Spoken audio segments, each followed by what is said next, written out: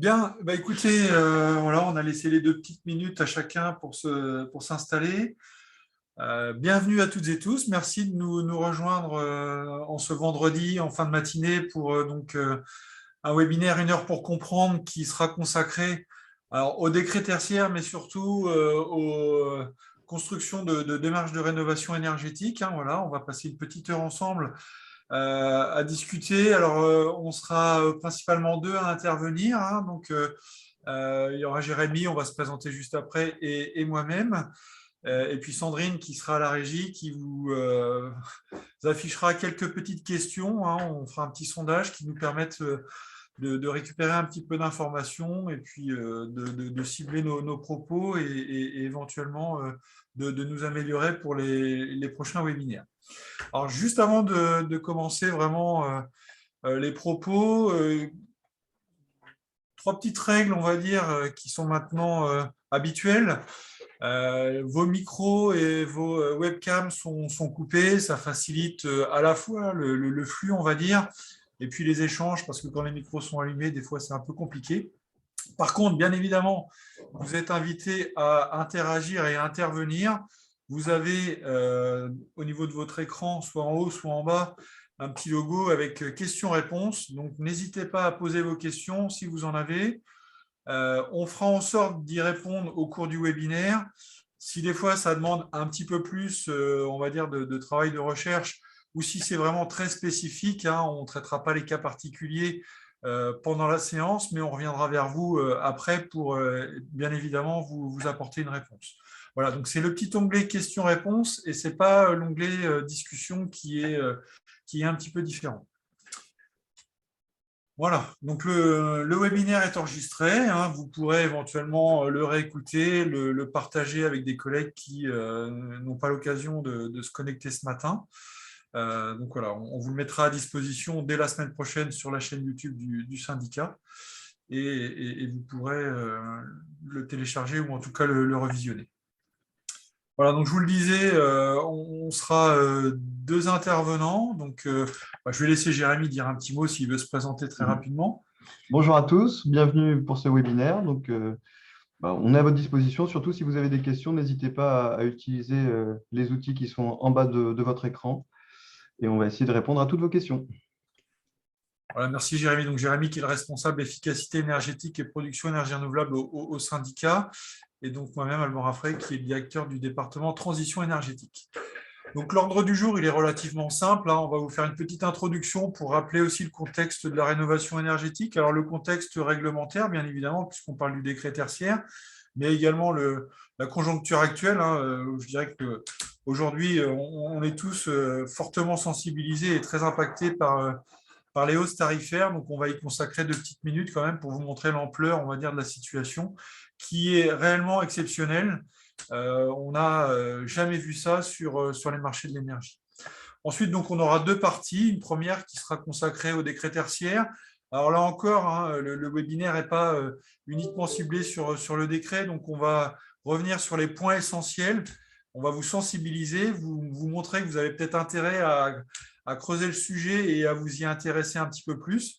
Et puis, dans une deuxième partie, on vous exposera en fait comment le syndicat s'est organisé pour vous accompagner justement dans vos démarches. Alors, à la fois pour répondre à vos obligations si vous y êtes soumis à ce fameux décret, mais également si vous êtes dans une démarche volontaire et que vous souhaitez être accompagné, vous verrez qu'on a des outils et une ingénierie à vous proposer. Voilà.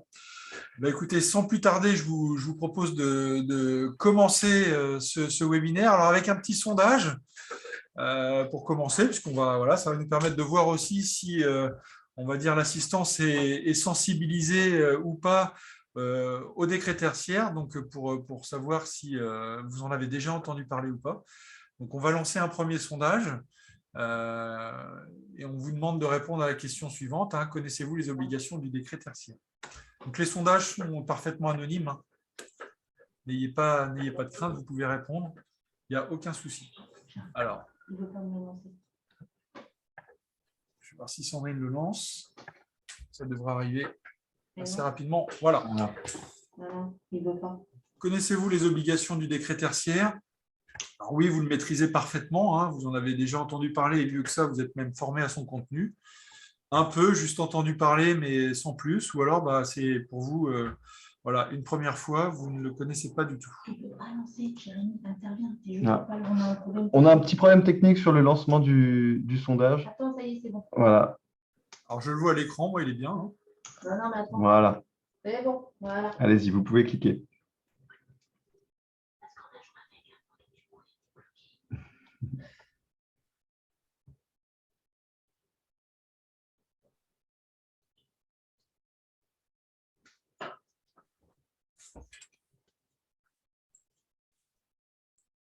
Je peux laisser en direct, hein, marqué comme ça, vous voyez tout de suite ce qui s'affiche.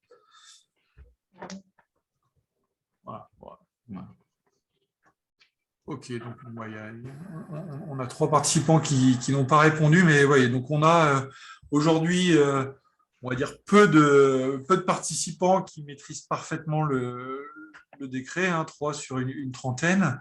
Vous êtes quand même assez nombreux, une vingtaine à en avoir entendu parler, et puis quand même à peu près 7 aujourd'hui, là, donc 25%, un quart, qui n'ont pas connaissance du décret. Voilà. Donc, bah, écoutez, c'est très intéressant. Donc, ça permettra au moins à ceux qui n'en ont pas du tout entendu parler ou très peu d'y être sensibilisés. Et puis, pour ceux qui maîtrisent, bon, bah, ce sera peut-être un petit rappel. Et puis, surtout, c'est la deuxième partie qui vous intéressera de voir si éventuellement vous avez besoin d'accompagnement, ce qu'on peut vous proposer. Très bien. Donc, écoutez, on va rentrer dans le vif du sujet. Je vais arrêter le partage. Hop, voilà. Et puis, on va commencer par une petite introduction. Je vais laisser la parole à Jérémy pour vous parler du contexte aujourd'hui de la rénovation énergétique des bâtiments. Ouais. Alors, c'est vrai que le contexte est assez mouvant et très changeant, aussi bien réglementaire que financier, hein, parce que le prix des énergies, on va le voir tout à l'heure, s'emballe. Au niveau des bâtiments neufs, on a la réglementation environnementale 2020 qui prend en compte maintenant l'impact carbone du bâtiment, qui est pleinement actif depuis le début de cette année. Et sur les bâtiments existants, c'est un décret qui était dans les rouages du ministère depuis un certain nombre d'années et qui maintenant a vu le jour pour une application dès le mois de septembre prochain. Donc, sur ce décret qui s'appelle Éco-énergie tertiaire, qui va toucher en particulier les collectivités, mais tous ceux qui gravitent dans le tertiaire. Alors, juste pour vous rappeler quelques chiffres, hein, 76%, c'est la part des bâtiments dans votre facture énergétique, le reste étant de l'éclairage public ou des carburants, mais l'essentiel de vos consommations vont se jouer sur votre patrimoine bâti. Et en 10 ans, c'est vrai que la part énergie a considérablement augmenté, de l'ordre de 10% pour le budget communal. Donc, l'idée, hein, c'est vraiment d'agir sur le poste bâtiment, qui est un gros consommateur à l'échelle nationale. Hein, c'est plus de 50% des consommations totales de la France qui sont liées au bâtiment, 29% des émissions de gaz à effet de serre et à peu près 36% de la surface totale des bâtiments publics qui sont concernés par des écoles directement. Donc, tout ça fait qu'il y a un effort à faire à la fois en termes de rénovation, de sobriété et tout simplement de maîtrise du budget de fonctionnement. Alors, l'évolution du prix du kilowattheure, elle est assez marquante, hein. On a observé, nous, en tant qu'acheteurs pour le compte des membres de notre groupement d'achat, un prix de la molécule de gaz qui a été multiplié par 5 entre l'année dernière et ce début d'année 2022.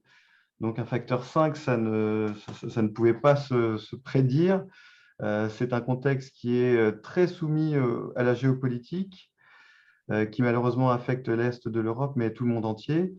Et ça se répercute directement sur le prix de la molécule de gaz et de l'électron.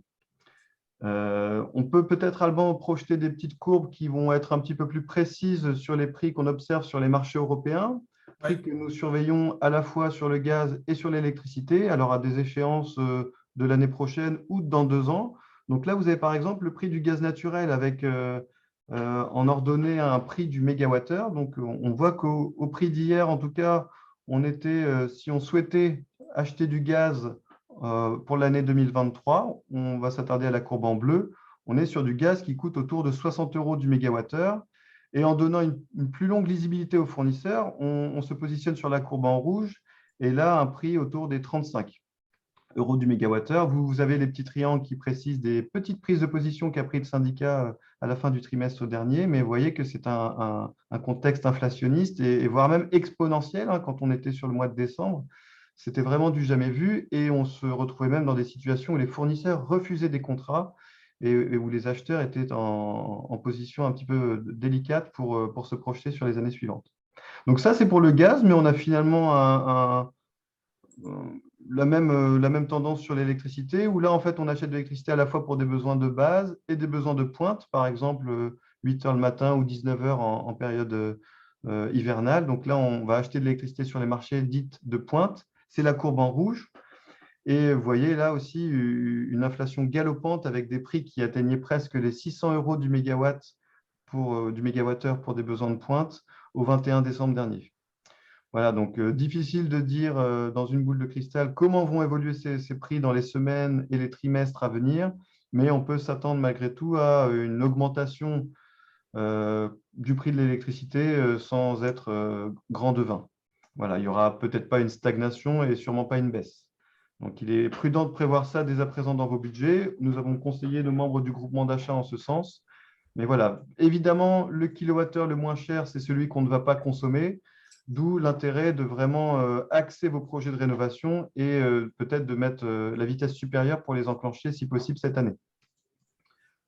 Voilà, donc on peut en profiter pour rappeler aussi quelques échéances réglementaires. À partir du 1er juillet 2021, il est interdit de mettre du fioul dans les bâtiments neufs.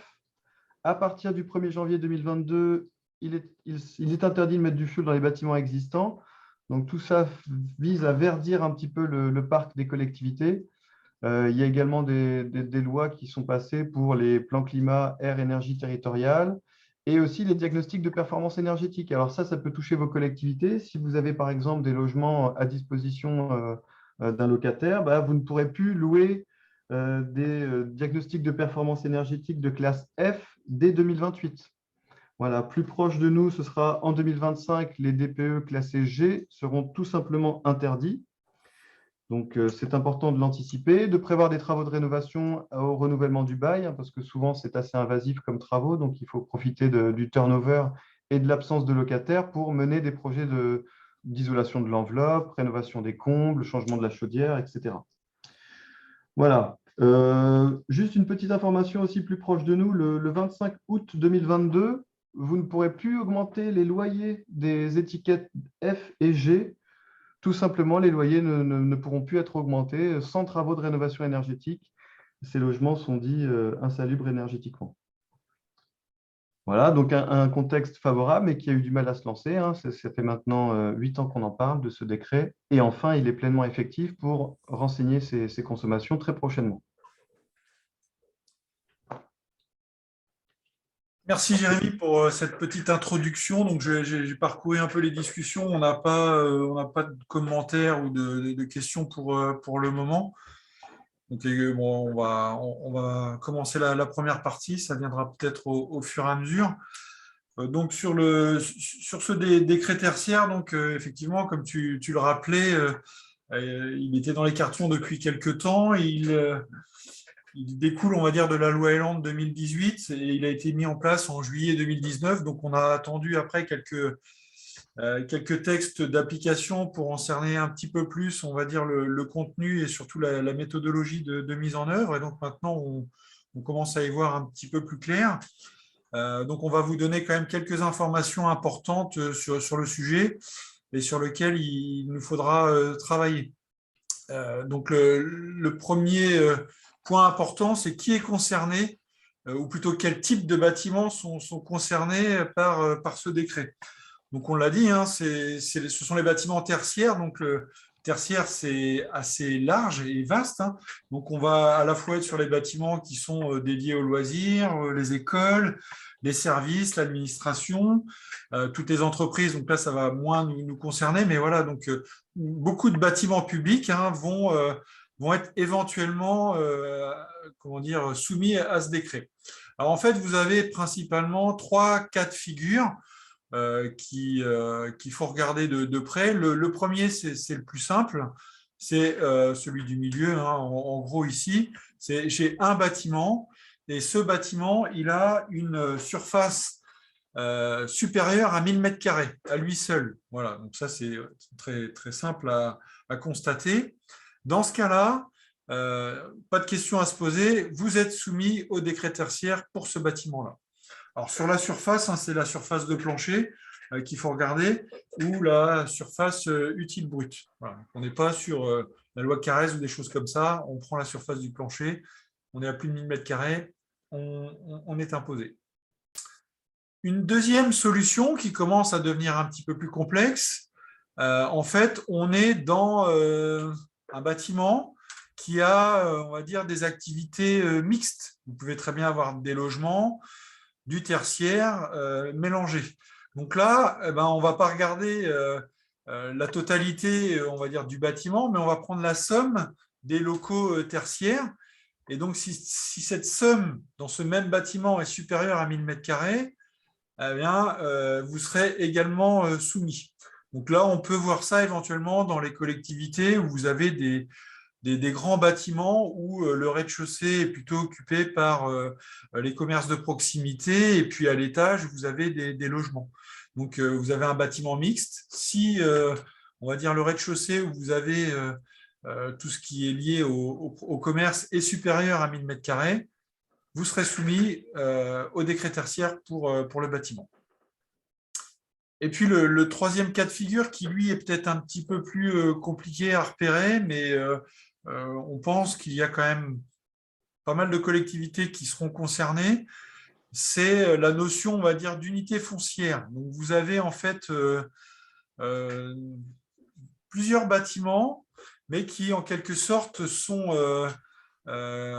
sur des surfaces qui sont accolées, donc des terrains qui vous appartiennent et qui sont collés les uns aux autres. Donc, on a parfois ça avec une école sur un terrain, et puis à côté, on a le gymnase ou la mairie. Et donc là, on a une continuité dans les unités foncières. Et donc, on va considérer que c'est une seule et même unité. Et donc là, on va sommer la surface des différents bâtiments. Et si celle-ci est supérieure à 1000 m², eh bien, vos bâtiments seront soumis au décret tertiaire. Voilà. Donc, ça change quand même un peu la donne, puisque ça veut dire que plusieurs bâtiments ont, entre guillemets, de petite taille, mais qui seraient les uns à côté des autres. Si, au final, on dépasse les 1000 m², le décret s'impose à nous. Voilà. Donc ça, c'est assez important. Alors, il y a quelques particularités, on pourra l'évoquer, ou vous pourrez aller voir, on vous mettra le lien, il y a une foire aux questions sur le site officiel qui est très bien fait, donc qui vous explique que les logements, par exemple, ne sont pas soumis au décret, mais que, par exemple, les centres techniques municipaux le sont. Donc, vous avez des bâtiments qui sont parfois assez imposants, qui ne sont pas chauffés, qui seront aussi soumis. Voilà, donc on vous demandera de faire des efforts, par exemple, sur l'éclairage, en termes de réduction de consommation d'énergie. On a la même chose, par exemple, sur les stades de foot. Ça ne ressemble pas vraiment à un bâtiment, mais ils sont considérés comme tels. Donc, si vous avez, on va dire, un stade ou plusieurs stades accolés qui font plus de 1000 m² et que vous avez des consommations d'énergie associées, donc on pense notamment à l'éclairage des stades, on vous imposera d'engager des actions pour réduire les consommations d'énergie. Voilà, donc il y aura un lien pour vous donner un petit peu plus d'informations sur l'ensemble des documents éligibles. Mais retenez déjà, on va dire, ces trois cas de figure qui sont les plus communs et qui donnent la règle générale pour savoir si le décret s'applique ou pas au bâtiment de votre patrimoine. Petite information aussi complémentaire, parce qu'on a souvent aussi des infrastructures qui sont liées au traitement de l'eau, donc pour ce qui est eau potable ou éventuellement le traitement des déchets. On n'est pas sur des bâtiments tertiaires, ce sont des bâtiments d'activité dite secondaire, et donc là, le décret ne s'applique pas.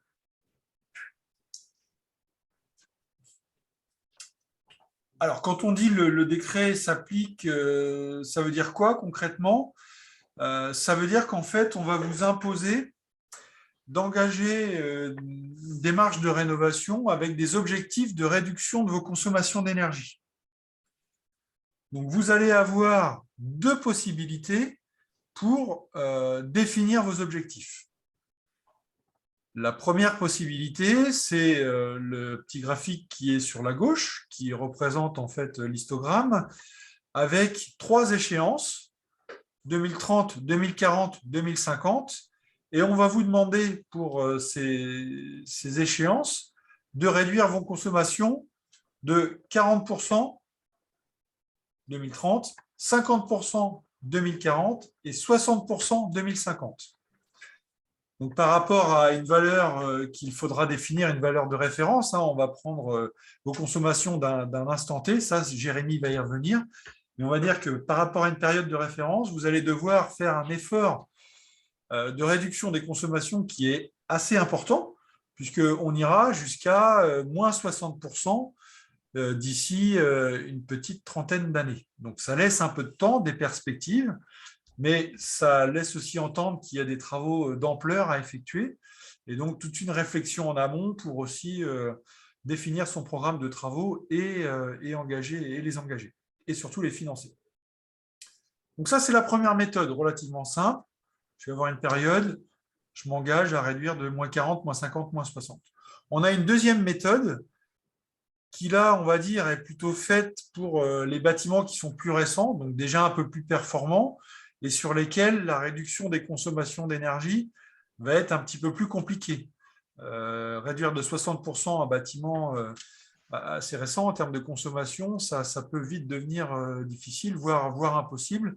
Donc, dans ces cas-là, on aura une autre méthode qui est la méthode dite de la valeur absolue. Et donc là, on va définir un volume de kilowattheures à réduire selon un certain nombre de critères qui sont précisés dans les textes réglementaires et qui vous permettront quand même d'engager une démarche de rénovation, mais sans avoir des objectifs aussi contraints que ceux qui sont précédemment expliqués avec la méthode de valeur relative, on va dire.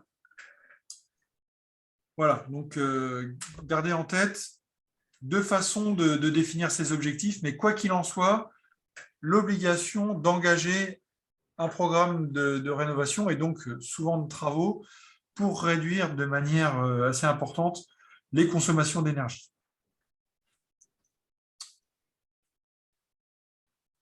Je vais laisser Jérémy poursuivre. Concernant la démarche à engager, nous, on a précisé 6 grandes étapes pour engager cette démarche correctement. Selon nous, d'abord, il faut connaître son patrimoine bâti. Effectivement, est-ce que j'ai des bâtiments parmi mon patrimoine communal qui est soumis à ce décret? Des fois, on a le cas particulier des mairies salles des fêtes ou des mairies écoles où là, on peut vite atteindre cette surface de 1000 m². Donc, l'idée, c'est déjà de bien avoir connaissance de son patrimoine bâti pour savoir qui est assujetti ou non. Ensuite, comme l'a dit Alban, la première méthode, c'est se comparer par rapport à des objectifs dans les échéances qui viennent, donc bien cerner son année de référence. On peut remonter sur des consommations des 10 dernières années. Donc, par exemple, vous pourriez très bien choisir l'année 2013 si le bâtiment a consommé beaucoup. Vous pourriez choisir cette plage-là pour respecter les objectifs qui vous sont fixés. Donc là, très clairement, ça mérite de s'y attarder. Il faut éplucher vos factures, voir les situations qui se présentent à vous. Peut-être profiter des travaux qui ont été faits en 2017 pour choisir, par exemple, une année de référence avant 2017. Comme ça, les travaux qui ont été faits peuvent permettre d'atteindre ces objectifs pour la prochaine échéance à venir. Voilà, je prends le cas particulier du SDEC. Nous, on est 1600 m² de bureau. On a posé une ombrière photovoltaïque sur notre bâtiment qui est soumis au décret tertiaire. On a posé cette ombrière de 2 places de stationnement en 2018. Et on va choisir sans doute une année de référence avant 2018 pour que le photovoltaïque vienne effacer certaines consommations. Donc, on aura l'occasion de reparler des moyens de production d'énergie renouvelable si vous le souhaitez dans vos questions. Mais voilà, bien choisir son année de référence. On peut la choisir entre 2010 et 2019. Ça peut tout à fait être une année glissante parce que certains bâtiments parlent de saison de chauffe. Si vous avez des bâtiments avec des contrats d'exploitation, par exemple, auprès d'un chauffagiste, ça peut être de septembre 2014 à septembre 2015. Vous pouvez choisir ces 12 mois glissants comme vous le voulez. Voilà.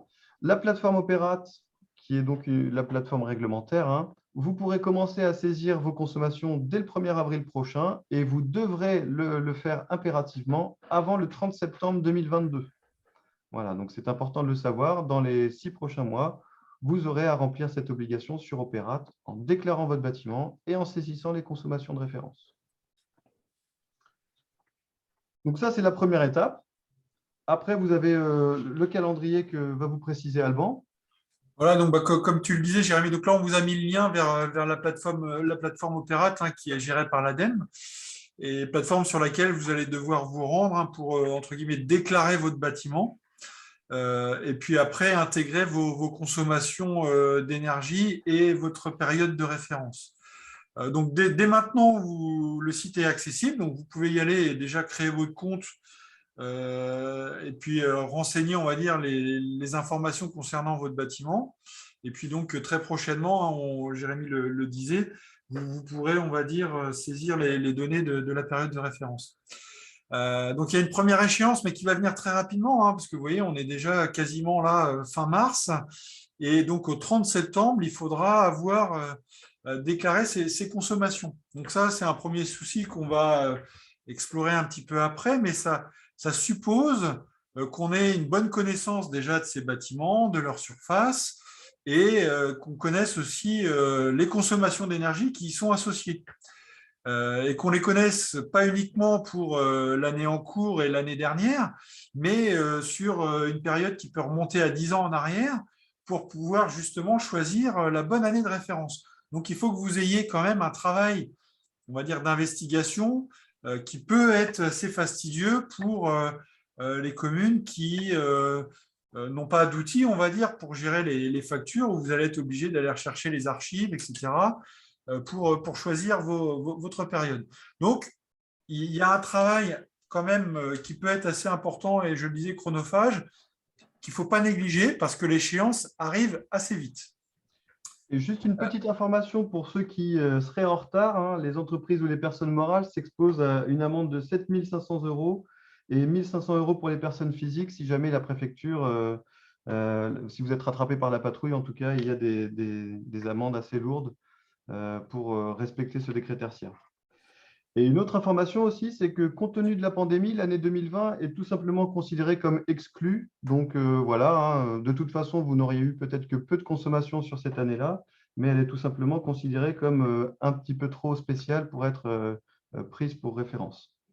Et enfin, une dernière information, Enedis peut mettre à votre disposition des historiques de consommation sur vos contrats d'électricité. Donc, on vous signalera dans les questions-réponses l'adresse mail à solliciter pour tout simplement avoir un recul sur la dernière décennie sur vos contrats d'électricité. Si par exemple, vous avez mis un site en service en 2013, eh ben, Enedis peut vous fournir la courbe de charge dès 2014 pour ce bâtiment et vous permettre de cerner avec un petit peu plus de détails les consommations de référence. Voilà. Merci Jérémy. Alors, une autre information qui est aussi intéressante à moyen terme, c'est la date du 1er janvier 2023, où il est prévu en fait que cet outil puisse s'interfacer avec les logiciels tiers. Donc, on a notamment des logiciels d'énergie management, comme on les appelle, donc les logiciels où vous suivez vos consommations d'énergie et les dépenses.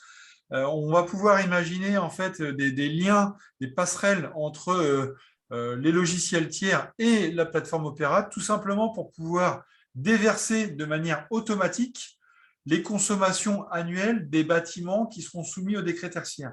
Ce qui fait qu'en fait, vous pourriez ne plus avoir à faire ces manipulations, on va dire, manuelles, aller rechercher vos factures, les comptabiliser pour l'année entière et aller après les retranscrire dans la plateforme. Tout ça pourrait être envisageable de manière automatique, si tant est que vous ayez le logiciel adapté et qui pourra faire l'interface avec la plateforme.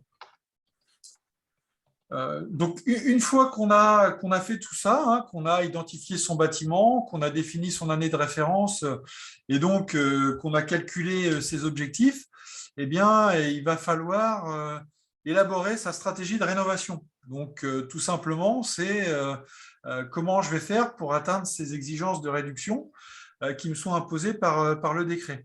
Donc, il va falloir bien souvent réaliser un audit ou un diagnostic du bâtiment pour avoir une vision relativement claire et précise des potentiels d'économie d'énergie qui sont réalisables. Donc, on a généralement des audits qui permettent d'avoir différents scénarios de travaux, chaque scénario répondant à des niveaux de performance différents. Donc, on pourra comme ça, on va dire, se caler sur une échéance donnée avec un programme de travaux associé. Donc, là encore, ça nécessite d'avoir un programme d'audit, donc de lancer des audits, et une fois qu'on a l'audit, de valider le programme d'action qui nous convient. Ce programme d'action, il faut aussi le chiffrer avec relativement de précision, hein, puisque quand on est au stade de l'audit, on est plutôt sur des estimations. On sait qu'il y a un certain nombre de travaux induits qui ne sont pas forcément intégrés et qu'il est nécessaire de connaître pour avoir une vision, on va dire, fidèle et précise du coût réel de la rénovation. Donc, ça va être important de faire aussi ce chiffrage supplémentaire et en même temps d'élaborer le plan de financement et donc d'identifier les recettes qui vont pouvoir être mobilisées sur ce type de travaux. Voilà, on pense à la DETR, à la DESIL, éventuellement à la PCR et à toutes les autres aides qui sont mobilisables pour les travaux de rénovation. Donc, un travail d'ingénierie à la fois technique mais aussi financière qu'il va falloir dérouler pour définir son programme de rénovation. Et bien évidemment, comme on a des objectifs, il faut s'assurer de l'atteinte de ces objectifs. Donc pour ça, il faut avoir un suivi, on va dire, de la performance du bâtiment une fois les travaux réalisés.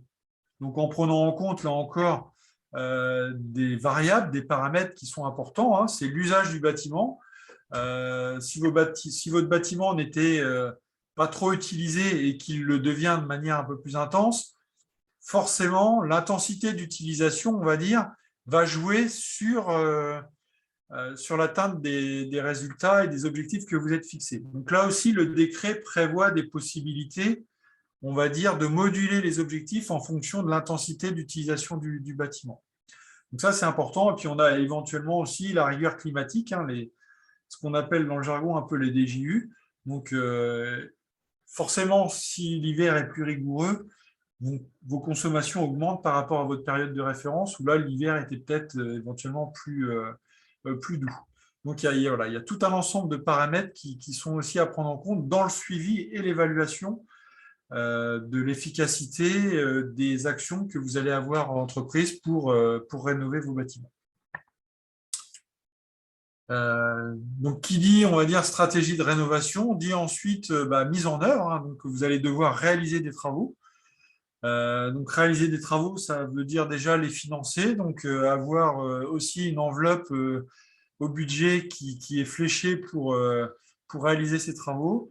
Il va falloir lancer des marchés, préparer les marchés, consulter les entreprises, suivre les travaux, les réceptionner, donc, etc. Donc, toute cette démarche que vous connaissez bien, mais qu'il faut avoir aussi en tête, hein, qu'il va falloir planifier dans le temps.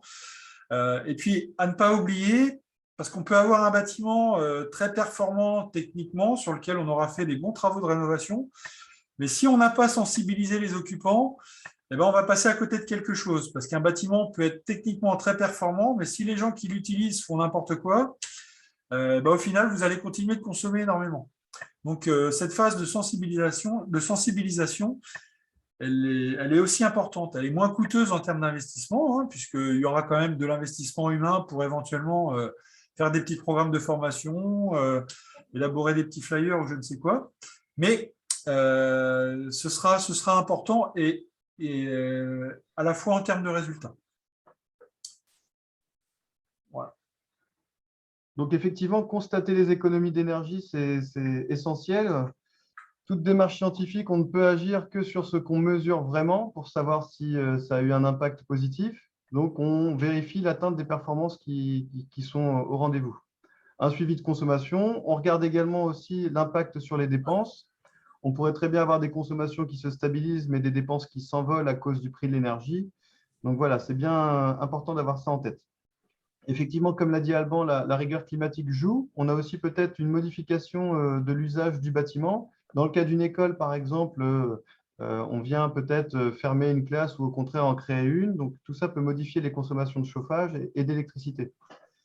Ça n'empêche pas de détecter les gisements d'économie restants. Alors, peut-être que des travaux ont eu lieu sur un bâtiment, mais que la rénovation n'a pas été d'ampleur ou en tout cas très poussée. On se contente, on voit, nous, des projets où on se contente d'isoler les rampants, de changer la chaudière, mais peut-être que le moment est venu de mettre l'accent sur de l'isolation thermique par l'extérieur. Peut-être s'il y a un projet de ravalement de façade dans ces prochaines années, bah, c'est des coûts qui sont diminués. Peut-être qu'on peut en profiter pour anticiper le remplacement de sa chaudière, l'installation d'une pompe à chaleur ou du bois énergie. Voilà, donc tous ces petits gisements d'économie d'énergie, il faut essayer de les exploiter pour atteindre les objectifs qui sont demandés. Là, le renseignement de la plateforme Opera devra se faire annuellement, voilà, donc pour voir si les tendances suivent une bonne direction ou si un accélérateur est nécessaire à mi-parcours, par exemple. Notons quelques modulations qui sont possibles hein, dans ce décret tertiaire. Il est prévu de s'exempter de quelques situations particulières. Si, par exemple, vous vous retrouvez avec un bâtiment qui a une structure fragile, où on ne peut pas installer de l'isolation, par exemple, en toiture, où il y a de l'amiante, etc. S'il y a un risque pathologique pour le bâtiment, vous pouvez vous dédouaner du respect tertiaire, mais tout ça devra être bien prouvé noir sur blanc avec un audit extérieur à l'appui. Voilà. Si des modifications importantes sur les parties extérieures de certains bâtiments classés, on pense par exemple aux bâtiments à fort intérêt patrimonial ou à colombage, bah là, il faudra peut-être justifier qu'on n'a pas pu isoler par l'extérieur ce bâtiment qui a du cachet, par exemple. Il faudra trouver d'autres solutions et ça peut faire partie des modulations qui sont possibles. Et enfin, certaines non-conformités de servitude par rapport au droit des sols, au droit de propriété et à la sécurité des personnes et des biens, notamment sur l'aspect des façades. Voilà, grosso modo, tous les coûts manifestement disproportionnés par rapport aux économies qui vont être en face peuvent être des situations où des modulations peuvent être étudiées. Mais j'insiste bien là-dessus, il faudra que ce soit justifié avec un écrit à l'appui et une expertise technique dédiée. Donc, ce n'est pas une dérogation, mais c'est une adaptation des objectifs sur la consommation finale. On va vous proposer une deuxième question. Jérémy, juste peut-être avant la question, parce que dans le fil de discussion, on a une interrogation en fait, qui peut être partagée, parce que je pense qu'elle intéressera tout le monde, hein, qui était de savoir si dans le troisième cas qu'on a évoqué tout à l'heure pour donner les exemples d'application du décret. Donc, le troisième cas, c'était celui où il y avait différents bâtiments qui, pris de manière individuelle, faisaient moins de 1000 m², mais comme ils étaient sur la même unité foncière, on dépassait les 1000 m². Ouais. Là, la question, c'était de savoir si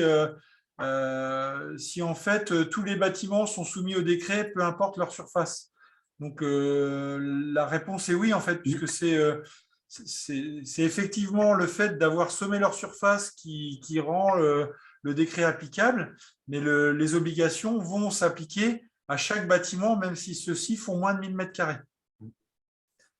Et donc, alors, bon, ça pour le coup, on ne l'a jamais testé, mais en termes de déclaration sous la plateforme Opérat, vraisemblablement, il faudra déclarer l'unité foncière. Donc, les 3 bâtiments devront être renseignés.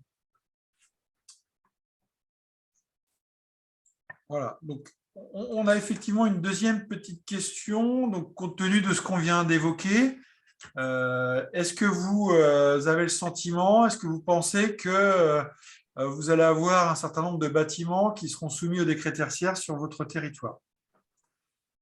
Voilà, le sondage est lancé, on a déjà quelques réponses intéressantes.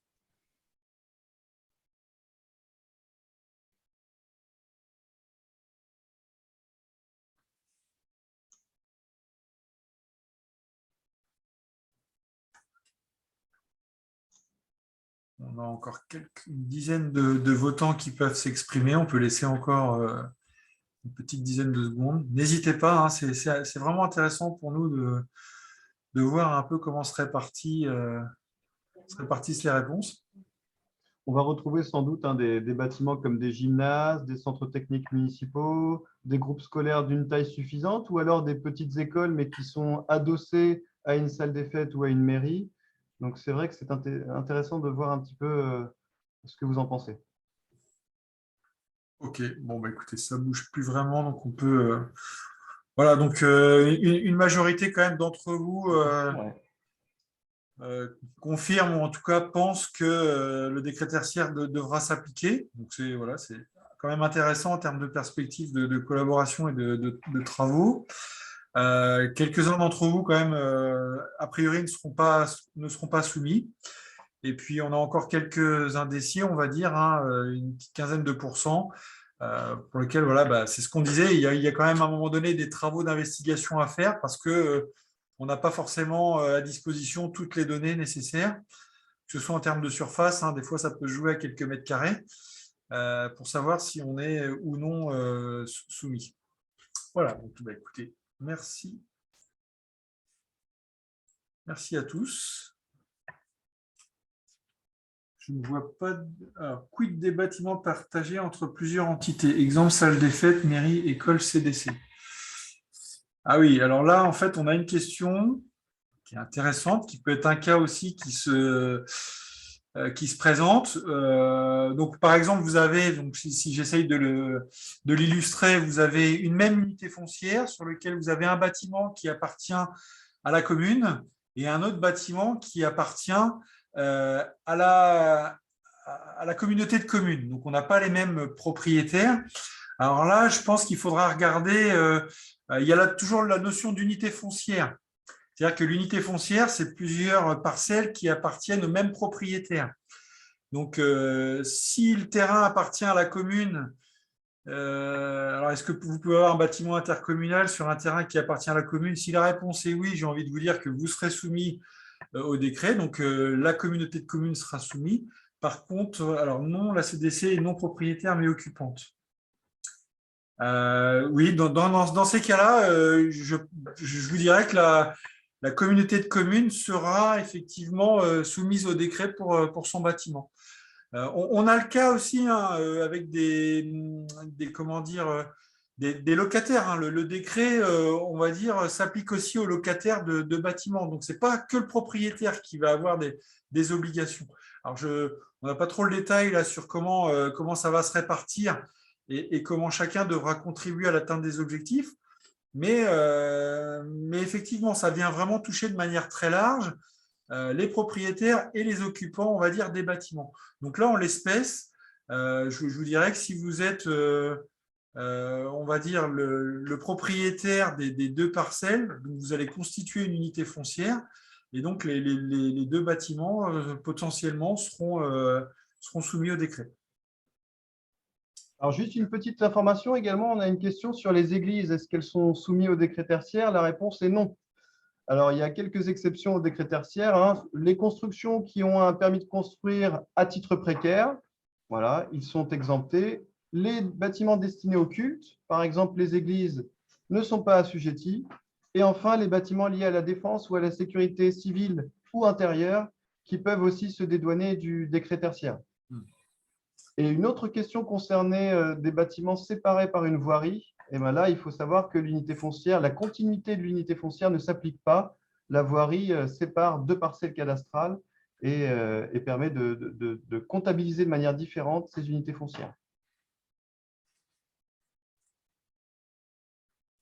Voilà, donc il y a quelques informations qui continuent d'arriver sur le fil de discussion qui concernent toujours un peu ce cas un petit peu particulier.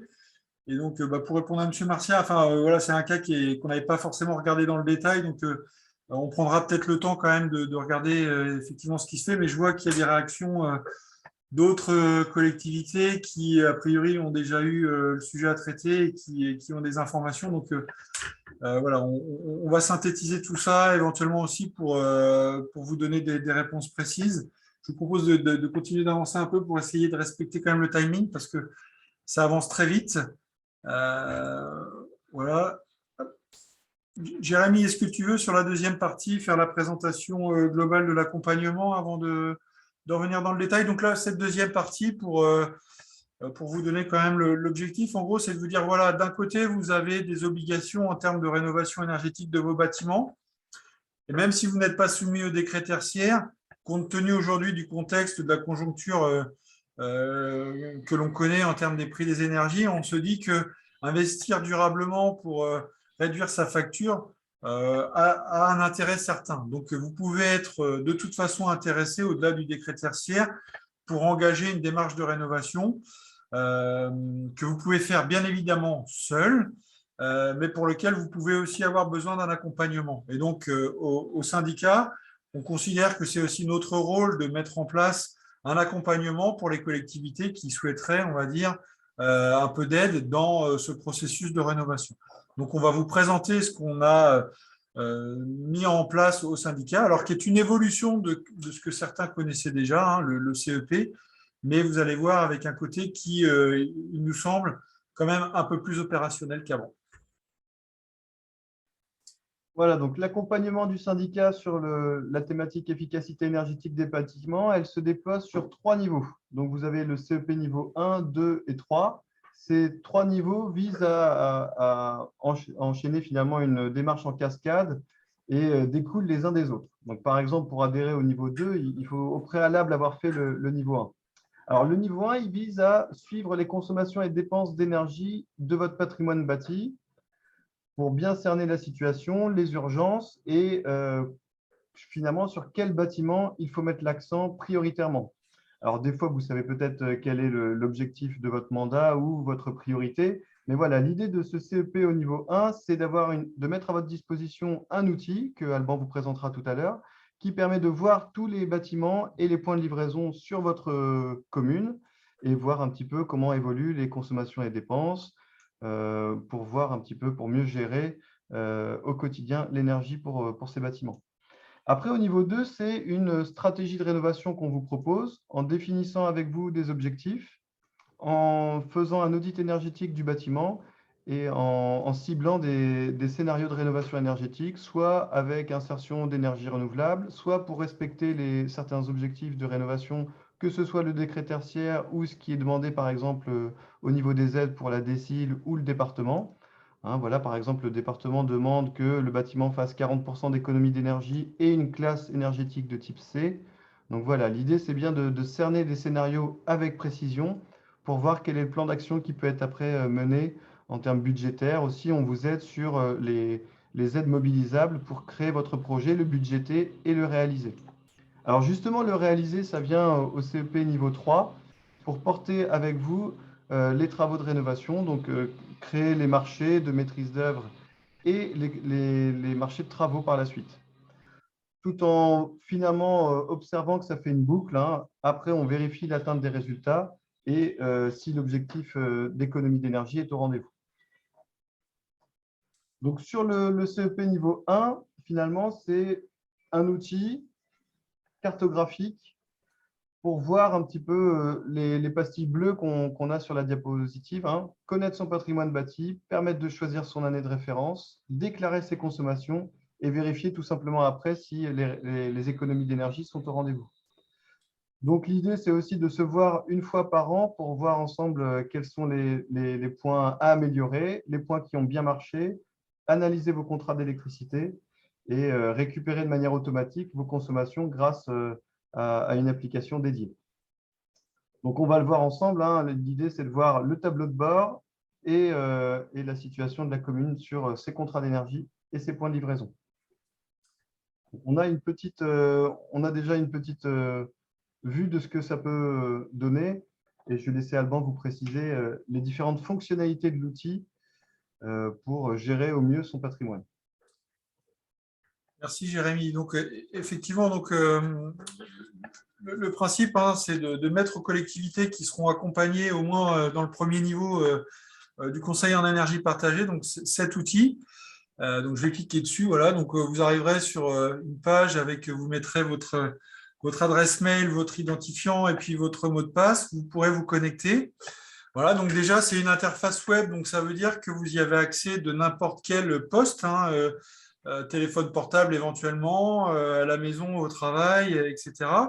Et donc, vous allez arriver en fait sur une une fiche synthétique, hein, on va dire, une sorte de tableau de bord général qui va vous permettre d'avoir des informations globales sur votre patrimoine. Donc, vous voyez par exemple ici pour le syndicat, donc bon, on n'est forcément pas à la même échelle, hein, mais là, on a aujourd'hui, nous, en suivi, par exemple, un peu plus de 13 600 contrats.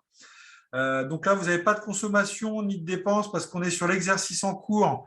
C'est l'exercice 2022 et on n'a pas encore mis les factures parce qu'on est sur on va dire, la version test de l'outil, mais sur la version en production qui sera mise à disposition très rapidement avant la fin du mois là, des adhérents. Vous aurez vos consommations, mais on peut comparer ça à l'année précédente. Donc là où vous voyez, par exemple, près de 300 millions de kilowattheures recensés, une facture totale d'un peu plus de 33 millions d'euros. Donc ça vous montre aussi l'ampleur des groupements d'achat qui sont gérés au niveau du syndicat. Mais bon, donc vous avez des informations comme ça générales, et puis une implantation. Donc ça veut dire que si on prend le cas, on va dire, d'une commune lambda, hein, donc là, ici, nous, forcément, on a un peu toutes les collectivités, mais si, par exemple, alors voilà, on va aller chercher, hop, je prends, vous êtes une commune lambda, vous allez retrouver ensuite tous vos bâtiments. Voilà. Donc, mon église, ma mairie, ma salle des fêtes, etc. Donc ça, on va aller voir un petit peu plus en détail après pour que vous puissiez zoomer sur chaque bâtiment. Si on reste à l'échelle synthétique, donc cette première page, elle vous permet ensuite d'avoir de manière dynamique les dépenses et les consommations, donc là, au fil des années, donc de voir la progression. Donc, aujourd'hui, on arrive à récupérer en automatique tout ce qui est électricité et gaz des principaux fournisseurs. Donc ça, c'est aussi important. Ça veut dire que vous n'avez pas besoin d'aller mettre les factures à l'intérieur de l'outil. On va directement se connecter dans les espaces adhérents que vous avez auprès de vos fournisseurs habituels et les robots, en fait, viennent déverser les factures avec les principales données à l'intérieur de l'outil qui est automatiquement mis à jour. Donc, si demain, j'ai une facture qui vient s'ajouter, on va dire quelques heures après, l'outil l'a intégré. Et ça vous permet comme ça, donc éventuellement d'avoir l'ensemble et puis de dire, bah, moi, je veux regarder que le gaz. Vous pouvez enlever les énergies qui ne vous intéressent pas et de voir uniquement les dépenses de gaz ou les dépenses uniquement d'électricité ou de cumuler l'ensemble. Vous avez la même chose pour les consommations, c'est le même système. Donc là, vous voyez que sur un diagramme comme ça, on se dit, bah là, il y a du bois, mais c'est dérisoire, on ne voit pas trop. Bah, je peux faire un diagramme un petit peu plus important où je ne focalise que sur les consommations d'un certain fluide. Voilà. Vous aurez des possibilités relativement aussi intéressantes, qui est de dire, bah, je veux faire une présentation, je veux intégrer ça dans un rapport, etc. Donc, je peux télécharger, on va dire, mes graphiques. Hop, ça se télécharge directement. Et ensuite, je les ouvre et je vois mon image que je peux intégrer facilement dans n'importe quelle présentation. Donc, on a ensuite d'autres informations qui voilà, peuvent vous intéresser. Donc là, c'est par exemple de dire, je vais en fait classer mes bâtiments et je vais pouvoir en fait voir quelle est la catégorie de bâtiments qui consomme le plus sur mon territoire.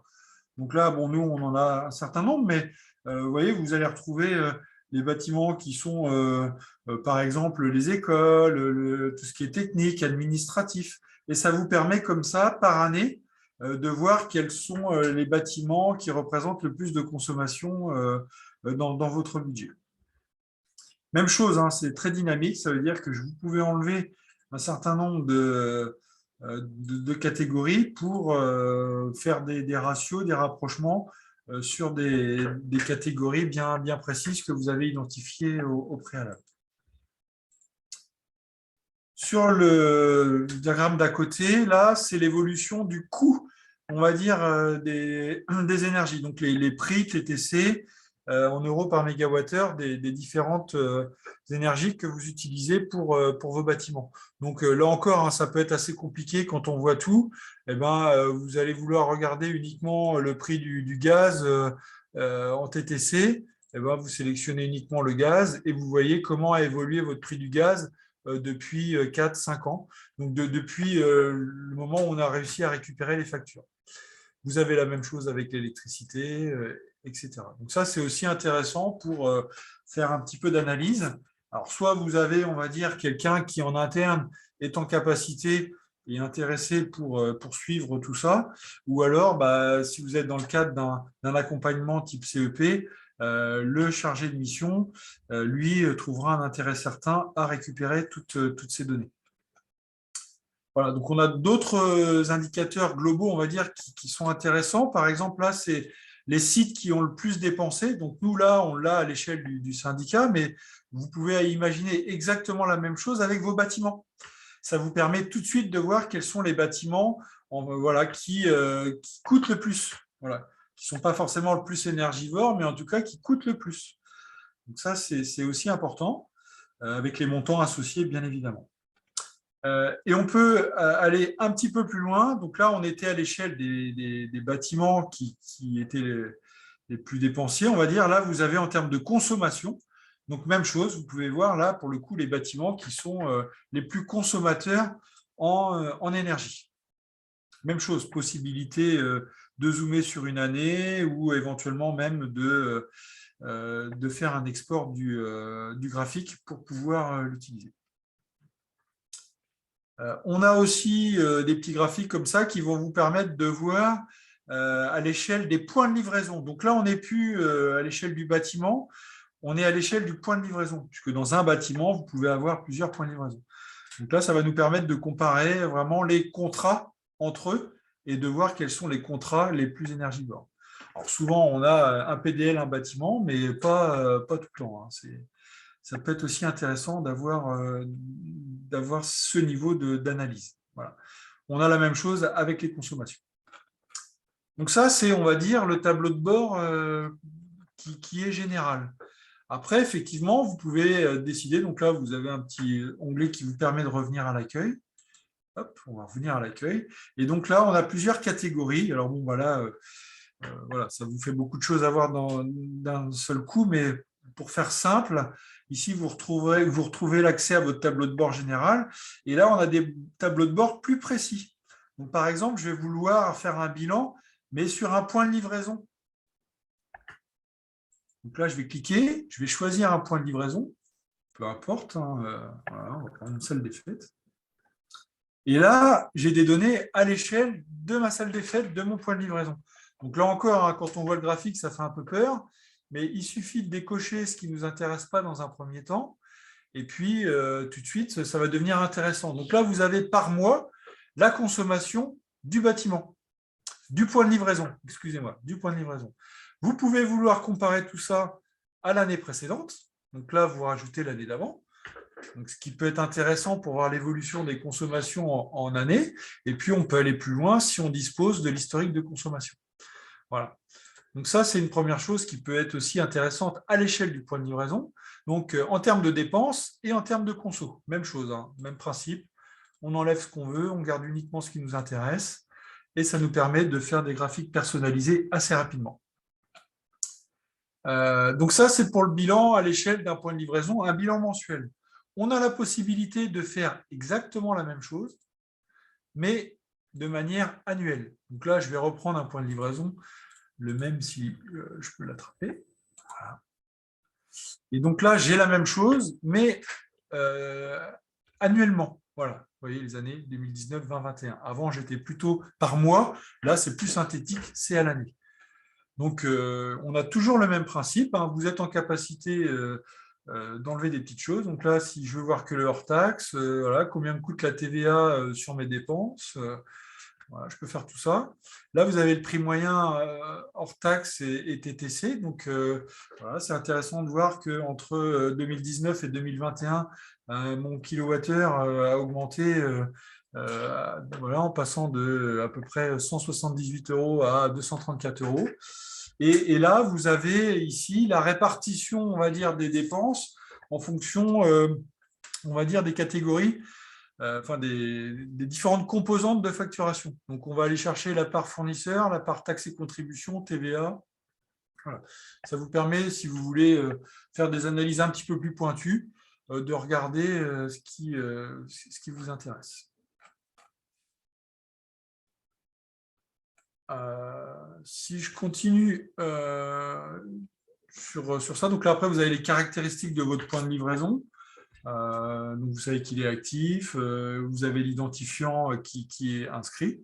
Et puis ensuite, on peut avoir accès aux factures qui le concernent. Donc, vous avez les factures qui sont ici.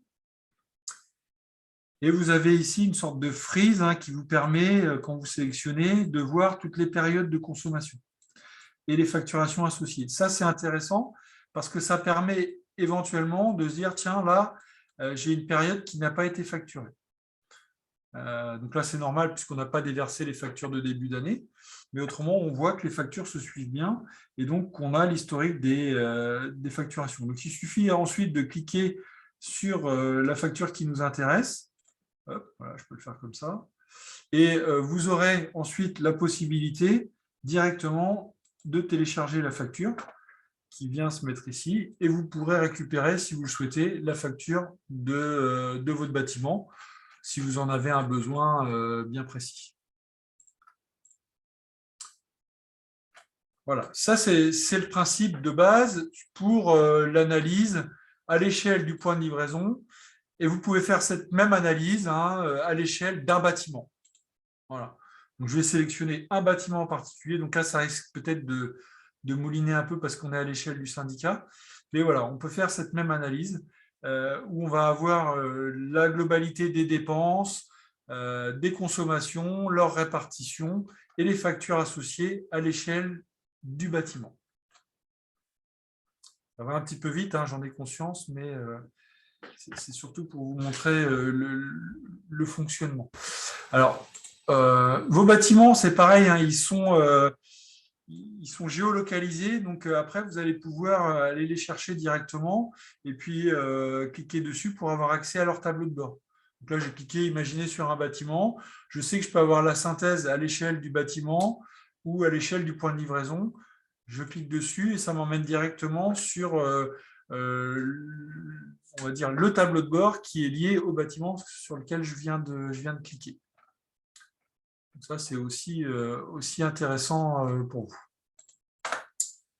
Voilà, je vais pas passer beaucoup plus de temps, sinon on déborde déjà. Juste peut-être vous dire quand même que vous avez aussi la possibilité, parce que bien évidemment, on n'a pas que des factures qui vont s'incrémenter automatiquement. Vous avez la possibilité, vous, de déposer des factures. Donc, c'est relativement simple. Vous cliquez, vous choisissez l'émetteur de la facture. S'il est référencé, ça veut dire qu'on pourra en fait faire une reconnaissance des caractères de sa facture.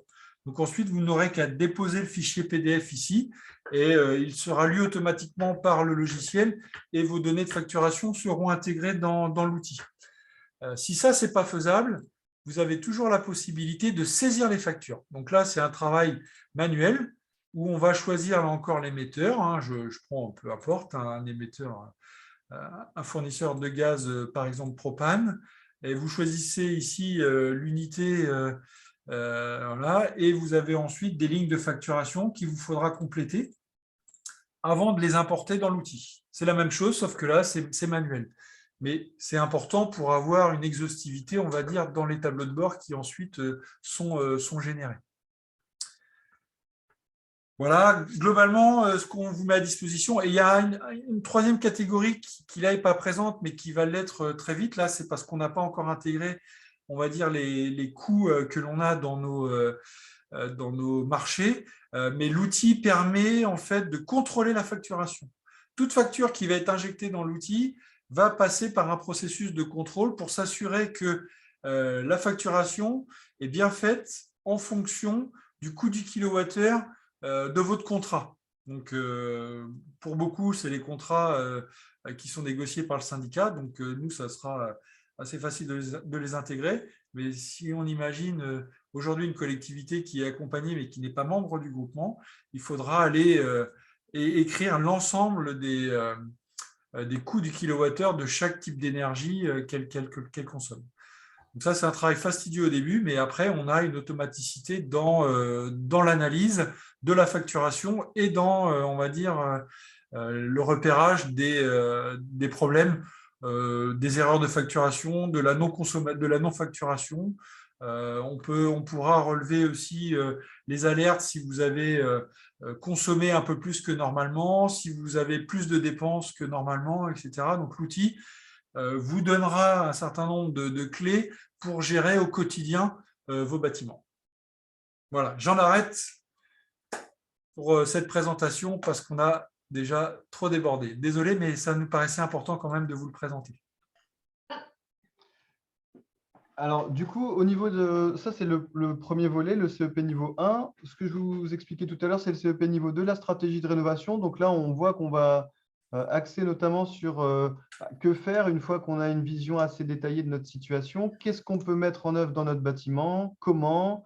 Donc, on a ce service-là qui propose tout ce qui est indiqué ici, hein, une planification des travaux et surtout une détection des plans de financement les plus opportuns pour aller chercher les subventions à droite et à gauche, parce que des fois, c'est un peu la jungle en termes d'aide financière.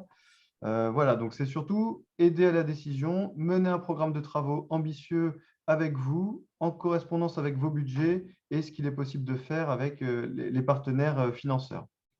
Voilà, donc en général, ce CEP niveau 2, il met à disposition un outil, un audit énergétique qui peut préparer, par exemple, des scénarios de travaux, insertion d'énergie renouvelable, atteinte des objectifs de performance, amélioration du confort aussi de l'usager, parce qu'on n'en parle pas beaucoup. On pourrait aussi imaginer des problématiques un petit peu plus particulières, comme la qualité de l'air, des problèmes d'amiante, des problèmes aussi de régulation qui peut être facilement détecté. Voilà. Donc ça, c'est le CEP niveau 2. Peut-être juste, Jérémy, rajouter que les audits qui sont réalisés dans le cadre du CEP niveau 2, on fait appel à des bureaux d'études, donc c'est une prestation externalisée, mais aujourd'hui, on a des financements importants, hein. Le SDEC finance à 80% les audits qui sont réalisés. Donc c'est aussi, on va dire, incitatif, hein, pour vous, pour avoir une vision claire des scénarios de travaux à mettre en place. Tout à fait. Donc après, l'idée, c'est de passer à la réalisation des travaux avec des missions qui peuvent être également prises en charge par notre syndicat. Donc là, on prépare les marchés de maîtrise d'œuvre, on gère avec vous le lancement du marché et sa parfaite réception pour assister par exemple aux réunions de chantier et réaliser les dossiers d'aide financière. Donc, ça nécessite un mandat de maîtrise d'ouvrage et l'idée, c'est de vraiment faire quelque chose d'abouti peut-être sur plusieurs corps d'État pour toucher, par exemple, une rénovation globale.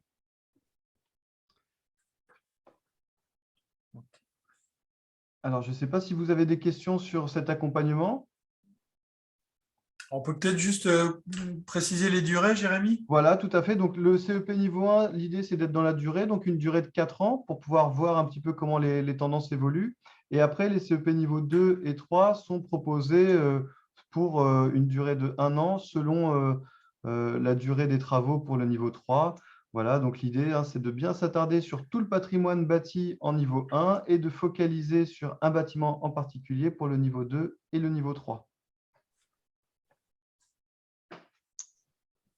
Alors, et on nous demande, et les coûts? Eh bien, ça tombe bien. Voilà, bah c'est… C'est la Alors, diapositive d'après. c'est sous réserve de ce que va acter notre comité syndical le 24 mars prochain, mais les coûts n'ont pas de grande révolution par rapport à notre guide des aides de l'année 2021. On est sur des coûts pour le niveau 1 de 500 € par an, plus 50 € par bâtiment, aidés par exemple pour les communes de catégorie B2 et C à 80% par notre syndicat. Donc, vous voyez que c'est un coût relativement faible pour pouvoir avoir une vision globale de son patrimoine bâti. Pour le CEP niveau 2, il n'y a pas de changement non plus, 3 000 € par bâtiment, aidé à 80% pour les communes de catégorie B2 et C. Ce coût de 3 000 € par bâtiment ne comprend pas les études externalisées, mais qui sont aidées également à hauteur de 80%. On a par exemple 2 marchés qui sont mis à disposition des communes accompagnées en niveau 2. Un marché d'audit énergétique auprès des bureaux d'études, où là, on a découpé le département en 2, Est-Ouest, et aussi un marché spécifique pour les collectivités qui souhaiteraient se dédouaner du chauffage fuel ou du chauffage gaz propane, par exemple, en étudiant sur ces projets bien précis les alternatives qui s'offrent à elles, par exemple des pompes à chaleur RO, OO ou le recours peut-être au bois énergie, qu'il soit granulé ou déchiqueté. Donc, dans ce cas, le bureau d'études fait une étude un petit peu plus précise pour remplacer ces chauffages fossiles. Voilà, et le changement, il est sur le niveau 3, donc un coût de 5% du coût des travaux, aidé à 80%. Donc, si on prend un exemple très précis, par exemple, une rénovation d'envergure, 100 000 euros par exemple de travaux, eh ben, le niveau 3 coûterait 5% du coût des travaux, donc 5 000 euros, aidé à 80%, donc un coût de 1 000 euros. Un reste à charge finalement de 1%. On parle du 1% culture pour les fonds de l'État. Là, c'est le 1% rénovation énergétique pour réaliser des travaux de rénovation. Merci Jérémy. Peut-être juste une information complémentaire importante aussi, c'est les perspectives d'aide financière. C'est-à-dire que le syndicat a vraiment la volonté de faciliter, on va dire, le passage à l'acte, la réalisation des travaux. Donc aujourd'hui, on a mis en place toute cette organisation, toute cette ingénierie pour vous accompagner techniquement et aussi financièrement. On l'a vu sur la phase études notamment. Et là, on réfléchit activement à aussi aider financièrement sur la phase travaux. Donc on a une démarche qui est en cours pour élaborer un dispositif d'aide financière pour à la fois financer de la maîtrise d'œuvre et financer la réalisation de travaux. Donc, on le fera dans une perspective d'être complémentaire avec les aides existantes. Donc, on viendra en complément de ce qui existe déjà. Donc, on va aussi peut-être cibler les bâtiments qui sont un peu moins aidés aujourd'hui. On le verra, comme les écoles, par exemple. Et on s'adressera uniquement aux collectivités qui sont adhérentes au Conseil en énergie partagée. Pourquoi? Parce qu'on souhaite qu'il y ait réellement une démarche structurée et un suivi avec un engagement de réaliser les travaux. Donc, ce sera une condition, mais qui, au final, n'est pas si importante que ça en termes de contraintes, mais qui, derrière, vous met le pied à l'étrier et vous oblige à engager une démarche structurée. Donc, il faudra qu'on ait un audit, effectivement, pour avoir aussi une vision claire des scénarios de travaux engagés. Et ça, on veut le faire dès cette année. Donc, ça veut dire qu'on reviendra vraisemblablement très rapidement vers les collectivités, à minima celles qui sont adhérentes au CEP, pour leur proposer un dispositif d'aide financière, on va dire, exceptionnel cette année, mais qu'on a vocation à voir perdurer les années suivantes pour voilà, être vraiment un acteur fort de la rénovation énergétique sur le territoire. Alors, pour nous aider à faire tout ça, c'est pareil, j'en profite. On va vous envoyer très prochainement une petite enquête qui devrait être lancée la semaine prochaine et qui a plusieurs finalités, mais qui concourent quand même un peu, on va dire, au même objectif.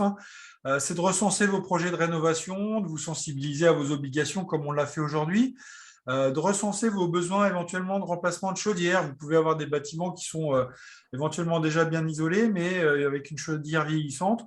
On a aussi des actions notamment avec la commission consultative, pour engager des actions groupées de remplacement de matériel. Donc, ça nous intéresse de savoir si vous avez des besoins spécifiques pour ça. Et puis également sur les constructions neuves, si vous avez des projets neufs, on a des actions mutualisées qui sont en préparation éventuellement pour intégrer du potentiel photovoltaïque sur les toitures qui, comme on l'a vu, viennent de toute façon réduire durablement vos factures si vous êtes en autoconsommation et ça peut vous aider. Donc voilà, on va lancer cette petite enquête. On vous invite à y répondre et à la diffuser. Ça nous permettra vraiment, nous, de calibrer notre accompagnement. Voilà, écoutez, on a été un peu trop bavard, mais ça nous paraissait vraiment important. Si vous avez encore une petite minute à nous consacrer à peine, on a un dernier sondage qui vient clore un peu ce webinaire, qui, en gros, voilà, au regard de ce qu'on s'est dit, est-ce que vous pensez avoir besoin d'être accompagné dans la démarche de rénovation?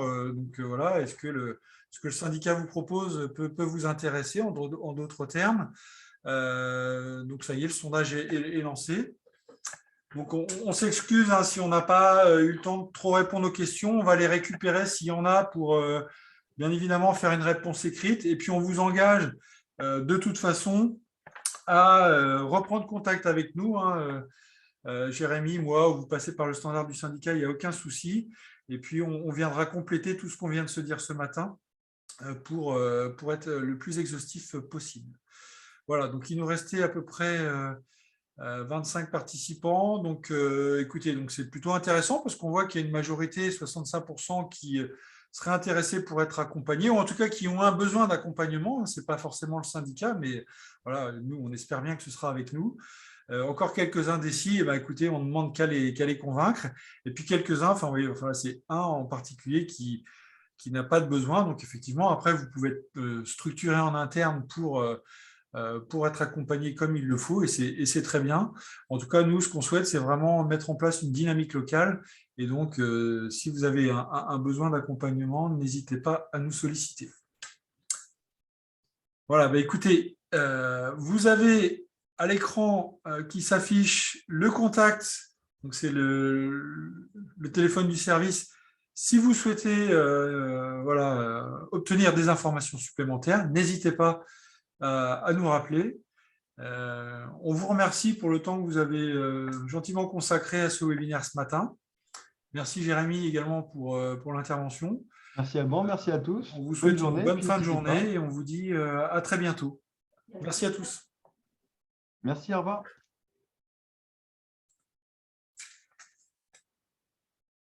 On a... Ouais. On avait... J'ai oublié la dernière question. Je ne sais pas si on a encore un peu de monde. On a encore du monde. Sandrine, si tu veux lancer la dernière question, on ne sait jamais si les gens veulent bien y répondre avant de quitter. Si ce n'est pas trop tard. La question est lancée. Il nous reste 24 participants. Bon, voilà. Ça, c'est la petite enquête de satisfaction pour savoir si on a bien répondu à vos attentes avant d'aller déjeuner. En vous remerciant par avance. Merci beaucoup. À très bientôt. Au revoir.